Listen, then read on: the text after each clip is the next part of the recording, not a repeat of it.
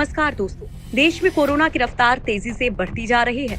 पिछले 24 घंटे में कोरोना के 61,000 से ज्यादा मामले सामने आए हैं। लेकिन इन सब के बीच अच्छी खबर ये है कि दिल्ली में कोरोना वायरस से मरने वालों का आंकड़ा 50% तक गिर गया है।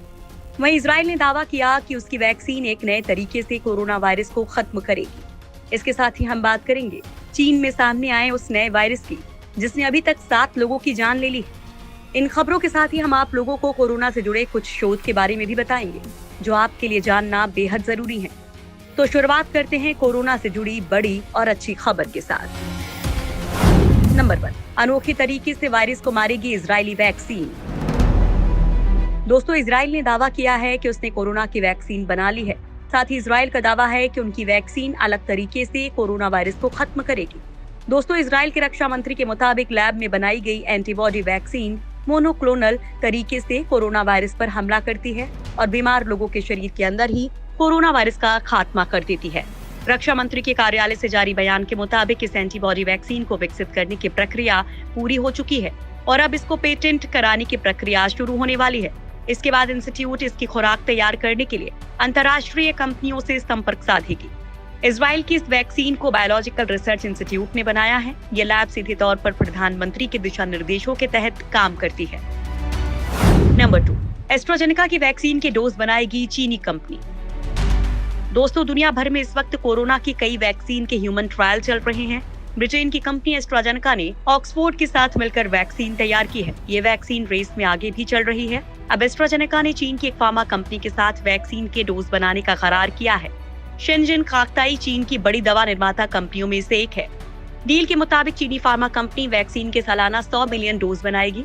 दरअसल कोरोना वैक्सीन की डील को लेकर चीन की दुनिया के कई देशों से बातचीत चल रही थी। फिलहाल दुनिया भर में 26 वैक्सीन निर्माण प्रोजेक्ट्स के तहत ह्यूमन टेस्टिंग जारी है। इनमें से 8 चीनी वेंचर्स ही हैं। वहीं एस्ट्राजेनेका ने भारत के सीरम इंस्टीट्यूट से भी वैक्सीन के डोज बनाने का करार किया है। नंबर 3, RT-PCR की तुलना में बेहतर है इजरायली तकनीक। दोस्तों, लंबे समय तक संक्रमण के खतरे को देखते हुए कोरोना की नई और आसान जांच शुरू करने के लिए दिल्ली में 10,022 लोगों के सैंपल लेकर शोध किए जा रहे हैं। दोस्तों, इस शोध का मकसद सांस के जरिए फूंक मारकर कोरोना की सटीक जांच तैयार करना और आवाज से भी कोरोना के संदिग्धों का पता लगाना है। इजराइल के सहयोग से भारत के डीआरडीओ की तरफ से दिल्ली के 3 अलग अलग अस्पतालों में मरीजों के सैंपल लेकर ये शोध किया जा रहा है।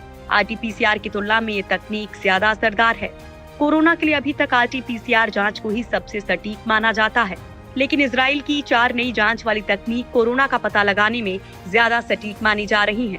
इसकी जांच के नतीजे इसी महीने आने वाले हैं। नंबर 4, दिल्ली में 50% कम हुई मृत्यु दर। दोस्तों, कोरोना का कहर देख चुकी दिल्ली अब इससे बाहर निकलती दिख रही है। पिछले कुछ दिनों के आंकड़ों पर गौर करें तो दिल्ली में संक्रमण की रफ्तार तो कम हुई है, साथ में मौतों का आंकड़ा भी कम हो रहा है। दिल्ली में इस महीने के पहले हफ्ते मृत्यु दर घटकर महज 1.5% रह गई है, जो जून महीने के मुकाबले आधी है। अब संक्रमण से रोजाना औसतन 18 लोगों की मौत हो रही है। जून में यह आंकड़ा 74 और जुलाई में 40 का था। सरकार की ओर से उठाए जा रहे कदमों से मौत की संख्या कम हो रही है। दिल्ली स्वास्थ्य विभाग के मुताबिक 31 जुलाई से 6 अगस्त के बीच संक्रमण के 8,000 मामले आए और 120 लोगों की मौत हुई। इस हिसाब से देखें तो मृत्यु दर 1.5% रही। नंबर 5, नोएडा को मिला नया कोविड अस्पताल। दोस्तों, यूपी में जिस तरह से कोरोना अपने पैर पसार रहा है, उससे अस्पतालों में बेड्स की संख्या कम पड़ रही है और इस कमी को दूर करने के लिए नोएडा में एक 400 बेड वाला अस्पताल शुरू किया गया है। सीएम योगी ने इस कोविड अस्पताल का उद्घाटन किया है। कोविड अस्पताल में कोरोना के अलावा सीटी स्कैन और डायलिसिस यूनिट की भी सुविधा शुरू की गई है। इसके लिए लखनऊ सीएमओ और सीएस के स्तर से चिकित्सकों का गठन कर काम पर लगा दिया गया है। फिलहाल यहाँ पर सिर्फ 167 बेडों पर ही कोरोना का इलाज किया जाएगा। बताया जा रहा है कि जरूरत अनुसार बिस्तरों की संख्या में इजाफा होगा और इस अस्पताल में 400 बेड्स की व्यवस्था हो सकती है। नंबर 6, शोध में सामने आया कोरोना का अजीब लक्षण। दोस्तों, इस वक्त दुनिया भर में कोरोना वायरस के मामले 1,90,00,000 के पार पहुंच चुके हैं। वैज्ञानिक इस वायरस के पेचीदा लक्षणों को गहराई से समझने पर भी काम कर रहे हैं। दोस्तों, उसकी कड़ी में शोधकर्ताओं को कोरोना के एक और अजीब लक्षण का पता चला है।